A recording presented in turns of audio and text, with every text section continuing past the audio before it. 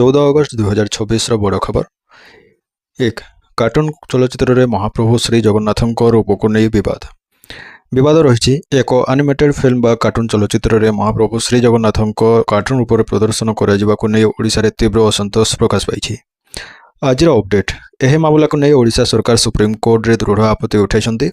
ଜଗନ୍ନାଥ ସଂସ୍କୃତି ଏବଂ କୋଟି କୋଟି ଓଡ଼ିଆଙ୍କ ଭାବନାକୁ ଆଘାତ ପହଞ୍ଚାଇବା ଭଳି ଏହି ଚିତ୍ରଣକୁ ନେଇ ଆଜି ସାରା ରାଜ୍ୟରେ ଚର୍ଚ୍ଚା ଜୋର ଧରିଛି।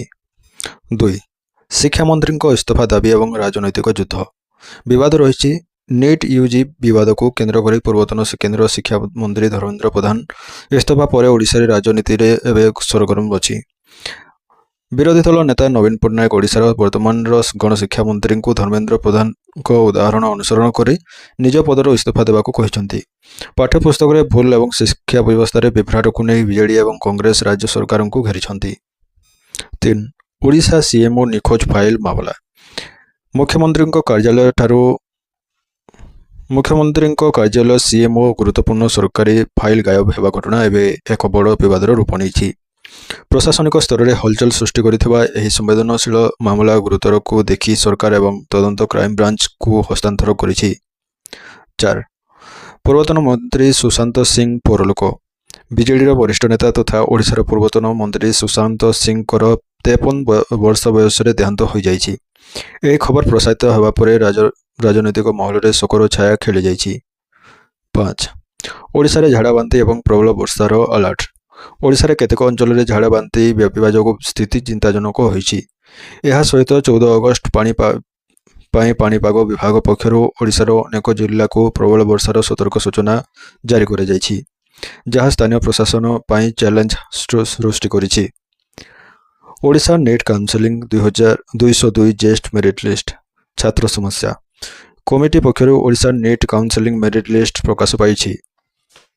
ଛାତ୍ରଛାତ୍ରୀମାନେ 14 ଅଗଷ୍ଟ ସୁଦ୍ଧା ନିଜର ଆପତ୍ତି ଦାଖଲ କରିବେ ଏବଂ ଆଜିଠାରୁ ହିଁ ଚଏସ୍ ଫିଲିଂ ପ୍ରକ୍ରିୟା ଆରମ୍ଭ ହେଉଛି।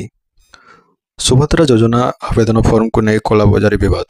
ରାଜ୍ୟ ସରକାରଙ୍କ ବହୁପ୍ରକ୍ଷିତ ସୁଭଦ୍ରା ଯୋଜନା ମାଗଣା ଆବେଦନ ଫର୍ମକୁ ନେଇ ଓଡ଼ିଶାରେ ବିଭିନ୍ନ ସ୍ଥାନରେ ଦୁର୍ନୀତି ଅଭିଯୋଗ ହୋଇଛି। କେତେକ ଜନସେବା କେନ୍ଦ୍ର ଏବଂ ବେସରକାରୀ ଦୋକାନରେ ଏହି ମାଗଣା ଫର୍ମକୁ 50ରୁ 100 ଟଙ୍କାରେ ବିକ୍ରି କରାଯାଉଥିବା ଦେଖିବାକୁ ମିଳିଛି। ଏହାକୁ ନେଇ ଗରିବ ମହିଳାମାନଙ୍କ ମଧ୍ୟରେ ତୀବ୍ରତା ଅସନ୍ତୋଷ ପ୍ରକାଶ ପାଇଛି ଏବଂ ଆଜି ବିଭିନ୍ନ ବ୍ଲକ ଅଫିସରେ ଆଗରେ ପ୍ରତିବାଦ ଦେଖିବାକୁ ମିଳିଛି। 2. ଯାଜପୁର ରୋଡ୍ ଷ୍ଟେସନରେ ଚୋରା ଚାଲାଣ ୟାର୍ଗେଟ୍ ପର୍ଦ୍ଦାଫାଶ।